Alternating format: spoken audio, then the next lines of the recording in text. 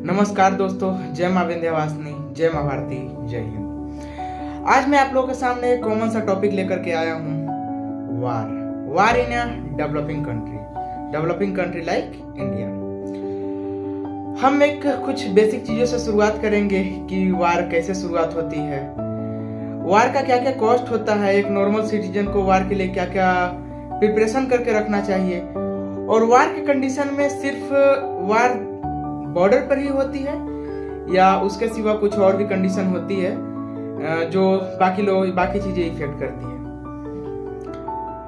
आप एक condition imagine करिए कि सुबह नॉर्मल तरीके से आप उठते हैं, बच्चे स्कूल जाने के लिए तैयार हो रहे हैं, कोई ऑफिस के लिए निकल रहा है, कोई अपनी दुकान खोल रहा है, कोई लेबर मजदूर अपनी काम करने के लिए डेली काम पर जा रहा है, और अचानक टीवी चैनल पर एक न्यूज फ्लैश होता है कि देश ने वार की स्थिति डिक्लेयर कर दी है। पहले कुछ लोग इस खबर को एक न्यूज की तरह समझते हैं और कुछ घंटों में सारी चीजें बदलना शुरू हो जाती है। बदलाव कैसा होती है?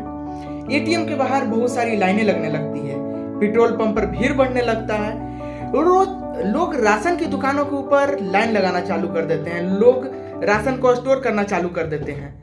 धीरे धीरे पूरा देश एक नए दौर में एंटर कर जाता है, एक ऐसा दौर जहां हर फैसला, हर पॉलिसी, हर रिसोर्सेज वार के हिसाब से चलने लगता है। लेकिन सवाल यह है, जब एक डेवलपिंग कंट्री वार पे जाती है तो असल में अंदर क्या होता है? क्या सिर्फ बॉर्डर पे लड़ाई होती है या पूरे देश को उसका बोझ उठाना पड़ता है? आज हम इसी सवाल को ढूंढने का प्रयास करेंगे और हम देखेंगे कि वार का इम्पैक्ट सिर्फ सोल्जर तक ही सीमित होता है या वार इकोनॉमी को बदल देती है, जॉब्स को बदल देती है, टेक्नोलॉजी को बदल देती है और पूरी जनरेशन की जिंदगी बदल के रख देती है। तो चलिए बहुत अच्छे से शुरुआत करते हैं इस टॉपिक से और शुरुआत करते हैं वार क्या होती है। बहुत लोग सोचते होंगे कि वार अचानक शुरू हो जाती है, लेकिन नहीं, इसकी शुरुआत अचानक नहीं होती। ये एक लंबे समय से हो रहे टेंशन्स का रिजल्ट होता है। कहने का मतलब है कि जब कुकर में अचानक कुकर नहीं फटता है, कुकर में आप खाना पका रहे हो, कुकर के अंदर प्रेशर बन रहा है, वो प्रेशर रिलीज नहीं हो रहा है। मतलब जब दो कंट्री के बीच में वो डिप्लोमेटिक चैनल अच्छा से ओपन नहीं हो पाता है और अच्छी तरीके से बात नहीं बन पाती है, तो दोनों के बीच में प्रेशर जनरेट होता है। प्रेशर जनरेट होकर के जब फटता है तो वार का रूप ले लेता है। और वार सिर्फ जमीन के लिए नहीं लड़ी जाती है। लोगों में दिक्कत यही है कि सब सोचते हैं कि वार बस जमीन के लिए लड़ी जाती है, क्योंकि अगर हमारे देश में नॉर्मल हम लोगों का सोचना है पीजीओ के, मतलब जब पाकिस्तान ऑक्युपाइड जम्मू एंड कश्मीर, तो हम लोग सोचते हैं पाकिस्तान ऑक्युपाइड जम्मू एंड कश्मीर हमारा इस पर इलीगल ऑक्युपाइड करके रखा है पाकिस्तान। तो सिर्फ जंग उसके लिए नहीं होती है, जंग होती है वाटर के लिए भी होती है, जंग होती है ऑयल के लिए, जंग होती है गैस के लिए, जंग होती है रेयर अर्थ मिनरल्स के लिए। ये सब मॉडर्न इकोनॉमी के लिए बहुत इंपॉर्टेंट है। कोई कंट्री रिसोर्सेज को सिक्योर करने के लिए कॉन्फ्लिक्ट में आता है। इसका एक और रीजन है आइडियोलॉजी। जब दो गवर्नमेंट्स दुनिया की अलग नजरिए से देखता है, कहने का मतलब है आप एक कॉमन सा एग्जांपल लीजिए, रसिया में कम्युनलिज्म है, मतलब वो लोग कम्युनिस्ट विचारधारा को सपोर्ट करते हैं। अमेरिका कैपिटलिस्ट कंट्री है, कैपिटलिज्म के विचारधारा को सपोर्ट करती है। तो अलग अलग विचारधारा भी एक टेंशन का कारण बनती है। कुछ रीजन है उसका इथनिक और रिलीजियस टेंशन यानी कभी कभी दो अलग अलग देश अलग अलग रिलीजन को फॉलो करते हैं, उसके वजह भी अपने अपने रिलीजन को सुपीरियर घोषित करने के चक्कर में ये टेंशन के वजह से युद्ध में उतर आते हैं। सिया सुन्नी का एग्जांपल लेते हैं, सऊदी अरेबिया और ईरान का केस। तो अगर हम वार का बात करें तो वार बहुत अलग अलग तरीके की होती है, यानी असली टकराव दो कंट्रीज के बीच में होती है, लेकिन रीजन अलग अलग होता है। हम आपके सामने वार का बात कर रहे हैं तो एक तरह का वार का और हम बात करेंगे। आप कोल्ड वार का एग्जांपल जानते होंगे। कोल्ड वार अमेरिका और यूएसएसआर यानी जो आज का रसिया रीजन है उसके बीच में हुआ था। कोल्ड वार में क्या होता है, दो कंट्री डायरेक्टली कॉन्फ्लिक्ट में नहीं आते हैं। मतलब आप अगर मॉडर्न डे अभी का एग्जांपल को लेकर के देखें, आधुनिक काल का जिक्र करें, तो अगर चाइना को अगर भारत से डायरेक्टली लड़ना हो तो क्या चाइना डायरेक्टली भारत के साथ लड़ाई करेगा? कभी नहीं। चाइना पाकिस्तान को प्रॉक्सी बनाएगा, बांग्लादेश को प्रॉक्सी बनाएगा। भारत के अंदर 2.5 फ्रंट जो बोलता है ना कि 2 फ्रंट लड़ेगा, अगर बांग्लादेश पाकिस्तान आ रहा है तो साथ में इंडिया के अंदर भी कुछ चाइनीज आइडियोलॉजी को फॉलो करने वाले लोग रहेंगे, वो इंटरनल रिवोल्ट पैदा करेंगे। मतलब युद्ध कितना तरह का हो सकता है। युद्ध ऐसा भी होता है कि आप without firing a single bullet आप किसी कंट्री को कोलैप्स कर सकते हैं। आपके सामने वेनेजुएला का एग्जांपल है। वेनेजुएला में क्या हुआ था? क्या एक गोली फायर हुई थी? लेकिन ये पूरा कंट्री अभी अमेरिका के अंडर में चला गया है। तो वार बहुत अलग अलग तरीके के होते हैं। आप अगर समझते हैं कि वार क्या होता है, मतलब बहुत अलग अलग सिनारियो है वार होने का। इसलिए जब हम वार को देखते हैं तो हमारे लिए सिर्फ करेंट इवेंट्स ही नहीं देखनी चाहिए, उसके पीछे की हिस्ट्री भी समझनी चाहिए। अब हम आप लोगों के सामने जिक्र करेंगे कि पहला वार का 72 घंटा। किसी भी युद्ध स्टार्ट होने का वो 72 घंटा बहुत ही इंपॉर्टेंट होता है। वो 72 घंटा डिसाइड करता है कि उस कंट्री का इतिहास क्या होने वाला है। मतलब वो 72 घंटा में क्या क्या एक्शंस लिए जाएंगे गवर्नमेंट के द्वारा, वो 72 घंटा में क्या करना चाहिए युद्ध के लिए। वो 72 घंटा बहुत क्रिटिकल होते हैं किसी देश के लिए, अगर वो देश वार के लिए जा रही हो तो। अब मान लीजिए कि वार ऑफिशियली शुरू हो चुकी है। सबसे पहले क्या होगा? अनसर्टेनिटी होगा। लोगों को कुछ समझ में नहीं आएगा कि क्या हो रहा है। धीरे धीरे बैंक के आगे, एटीएम के आगे भीड़ लगने लगेंगे। लोगों के अंदर जिज्ञासा होगी कि इतना अनसर्टेनिटी रहेगी कि लोग सोचेंगे क्या बैंक खुली रहेगी? क्या पेट्रोल और हमारे ईंधन का सप्लाई हमेशा के लिए जारी रहेगा? क्या बच्चों का एजुकेशन चालू रहेगा? स्कूल और कॉलेज खुले रहेंगे? क्या हमारी जॉब बचेगी? इतना इकोनॉमिक क्राइसिस आएगा, कोई भी कंपनियां प्रॉफिट भी, वार में क्या होती है ना कि कंपनियां प्रॉफिट में नहीं रहती है, लॉसेज में जाने लगती है, तो ले ऑफ का सिचुएशन होने लगता है, जॉब जाने लगती है। इसी अनसर्टिनिटी की वजह से काफी पैनिक क्रिएट हो जाता है देश के अंदर, और पैनिक के कारण इन्फ्लेशन। कहने का मतलब है कि कोई भी अपने आप को सिक्योर करना चाहेगा। अगर आपके पास 100 रुपया ही रहेगा ना तो आप चाहेंगे कि पैनिक बाइंग करने लगेंगे। तेल, आटा, चावल, मेडिसिन, फ्यूल, जिसको जो समझ में आएगा खरीदना चालू कर देगा, और वो एक बेसिक कमोडिटीज को खरीदना चालू करेंगे जो हमारे डेली लाइफ को अफेक्ट करते हैं। काफी क्वेश्चंस उठते हैं। मार्केट के सप्लाई पर प्रेशर पड़ जाता है, गवर्नमेंट को इमरजेंसी मेजर्स लेने पड़ते हैं, कर्फ्यू लगाना पड़ता है, ट्रेवल रिस्ट्रिक्शन लगने लगते हैं, बॉर्डर के ऊपर कंट्रोल्स बढ़ा दिए जाते हैं, सेंसिटिव एरिया में मिलिट्री डिप्लॉयमेंट होने लगते हैं। मेरा कहने का मतलब है अगर पाकिस्तान और भारत में युद्ध होता है या बांग्लादेश और भारत में कुछ वार जैसा सिनारियो क्रिएट होता है, ऐसे बांग्लादेश यार उसके पास इतना इकोनॉमी नहीं है कि वो सस्टेन कर सके भारत के साथ युद्ध, तो समझो कि अगर वार जैसा सिचुएशन होगा तो पाकिस्तान क्या करना चाहेगा? उस रीजन में कुछ अनसर्टेनिटी पैदा करने का कोशिश करना चाहेगा जिस रीजन में पाकिस्तान सपोर्टेड पीपल्स रहते हैं, तो हमें वहां पर मिलिट्री डिप्लॉयमेंट करने की जरूरत पड़ेगी। उसके साथ सोशल मीडिया पर बहुत सारे न्यूज नए मतलब हर मिनट न्यूज आने लगेंगे। इस दौरान बैटल में क्या हो रहा है, नहीं हो रहा है, इंफॉर्मेशन का बैटल छिड़ जाएगा। कौन सी खबर सच है, कौन सी खबर अफवाह है, एक समझना काफी मुश्किल हो जाता है। तो हम ये समझे कि पहला 72 घंटा में देश के लिए क्या होता है, और देश के लिए सबसे बड़ी चीज होती है, अगर हम आपसे पूछे कि अगर किसी कंट्रीज में युद्ध हो रही है तो सबसे ज्यादा इंपॉर्टेंट क्या है?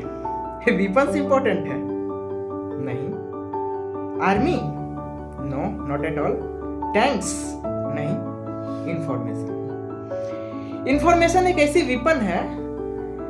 आप एक चीज को समझो, अगर आपको इनेमी के प्लान के बारे में पहले पता चले जाए, मेरा कहने का मतलब है अगर आपको पता चले कि पाकिस्तान रन ऑफ कच्छ से ये हमारे तरफ इंटर करेगा, राजस्थान से इंटर करेगा, पंजाब के रीजन से इंटर करेगा या वो कश्मीर की घाटी से हमला करेगा, किस प्रकार के वेपन्स का इस्तेमाल करेगा, किस प्रकार का कम्युनिकेशन सिस्टम का इस्तेमाल करेगा, उसका एयर डिफेंस सिस्टम कैसा है, उसका फिर जो एक एयरबैग मतलब होता है ना कि एक एयरक्राफ्ट होती है जो मतलब सर्विलेंस के लिए होती है, कम्युनिकेशन पैटर्न कैसा रहेगा उसका। अगर इस सारा चीज का जानकारी आपको पहले मिल जाए, आपके पास इतना इंटेलिजेंस है, तो आप क्या करोगे? युद्ध 70% युद्ध इंटेलिजेंस से जीता जाता है, 30% मिलिट्री का इंपॉर्टेंस होता है। मैं ये नहीं कह रहा हूं कि इंडियन आर्मी कुछ नहीं करेगी, लेकिन यहाँ पर हमारा इंडियन इंटेलिजेंस, अगर इंटेलिजेंस एजेंसी का बात करें तो इंटेलिजेंस एजेंसी का काफी बड़ा रोल होता है किसी भी युद्ध को जितवाने के लिए। इंटेलिजेंस भी काफी अलग अलग तरह का होती है। मेरा कहने का मतलब है इन्हें ट्रूप्स की मूवमेंट्स, वेपन्स का लोकेशन कहाँ है। एक होता है मैड का मतलब होता है mutually destructive assurance. Mutually destruct मतलब दोनों कंट्री, अगर आपके पास 100 थप्पड़ किसी कोई मारे आपको, आप सामने वालों को एक ही थप्पड़ मारोगे, क्या आप ऐसा सिचुएशन में वो लड़ाई करना चाहोगे? कभी नहीं करना चाहोगे। तो सबसे पहले ये सब चीज भी देखा जाता है, लेकिन आप हम लोग बात कर रहे थे इंटेलिजेंस के बारे में, तो इंटेलिजेंस की बात करते हैं। ह्यूमन इंटेलिजेंस का मतलब है कि ग्राउंड रिपोर्ट, ग्राउंड पर इंटेलिजेंस। कुछ होता है कम्युनिकेशन सिस्टम मॉनिटर करना, जिसको सिग्नल इंटेलिजेंस बोलते हैं। सैटेलाइट इंटेलिजेंस जो स्पेस से सर्विलेंस करते हैं। Drone surveillance real time monitoring करता है। आज के टाइम में सैटेलाइट और ड्रोन सर्विलेंस बैटलफील्ड में मतलब कॉन्स्टेंटली मतलब ऑब्जर्व करते रहता है, लेकिन इंटेलिजेंस का दूसरा साइड इफेक्ट भी होता है, काउंटर इंटेलिजेंस, यानी अपनी सीक्रेट को प्रोटेक्ट करना। क्योंकि अगर दुश्मन आपकी प्लानिंग को जान लेती है, तो एक गलत रिपोर्ट मतलब पूरा डिजास्टर क्रिएट कर सकता है। इंटेलिजेंस के बारे में हम लोग जान लिए हैं, तो एक युद्ध का तरीका होता है जिसको बोलते हैं साइबर वॉरफेयर। आज की दुनिया में एक नया बैटलफील्ड है साइबर वॉरफेयर। पहले वार जमीन, समुद्र और आसमान से लड़ी जाती थी। आज कंप्यूटर और नेटवर्क भी बैटलफील्ड का हिस्सा बन चुके हैं। सोचिए अगर किसी देश का बैंकिंग सिस्टम कोलैप्स हो जाए, एटीएम सिस्टम खत्म, online payment system collapse, banks का सारा रिकॉर्ड्स को आपके मतलब डैमेज कर दिया जाए, कितनी प्रॉब्लम होगी। आपके पावर ग्रिड पर हमला कर दिया जाए, जो इंडस्ट्रीज को पावर मिल रहा था, साइबर अटैक हुआ अगर आपके क्या बोलते हैं पावर ग्रिड के ऊपर, तो जो इंडस्ट्री आपके वेपन प्रोडक्शन में लगी हुई थी वहां पर पावर सप्लाई नहीं होगा, वहां पर इफेक्ट होगा। पूरे शहर की बिजली चली जाएगी, हॉस्पिटल का बैकअप डाटा को अगर उड़ा दिया जाए, अगर ट्रैफिक सिस्टम को फेल कर दिया जाए, ये सब मतलब without firing a single bullet they can collapse the every basic necessity of your country. मतलब साइबर वॉरफेयर सिर्फ हैकिंग नहीं होती है, इंफॉर्मेशन वॉरफेयर भी इसका हिस्सा है। इंफॉर्मेशन वॉरफेयर क्या होता है? Fake news, rumours, psychological operation, ये सब पब्लिक के साइकोलॉजी को चेंज करने के लिए होता है। कभी कभी गोल मिलिट्री विक्ट्री नहीं होती है, गोल होती है कंफ्यूजन क्रिएट करना, गवर्नमेंट के प्रति ट्रस्ट डैमेज करना। सपोज अगर पाकिस्तान या कोई भी कंट्री अगर भारत के ऊपर हमला करता है, तो भारत के अंदर एक ऐसा रिवोल्ट अगर वो पैदा कर दे कि ये गवर्नमेंट को ओवरथ्रो कर दे, तो क्या होगा?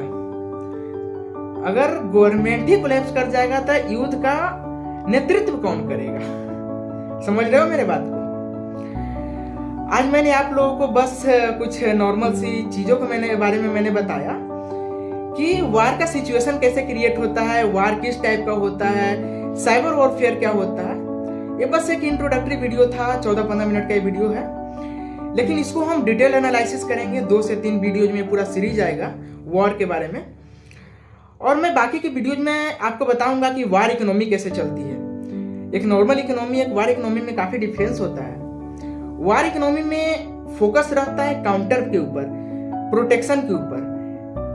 जो फोकस इंडस्ट्रियल प्रोडक्शन के लिए कर रहा था वो मिलिट्री प्रोडक्शन के लिए करने लगेगा। जो पैसा खर्च हो रहा था देश के एजुकेशन पर वो मिलिट्री वेपन को परचेज करने में खर्चा होने लगेगा। तो कितना वार इकोनॉमी और नॉर्मल इकोनॉमी काफी अलग चलती है। वार में सेंसन्स भी लगते हैं, मतलब जिस कंट्री के साथ हम युद्ध लड़ रहे हैं तो उसका फ्रेंडली कंट्री आपके ऊपर सेंसन लगा देगी।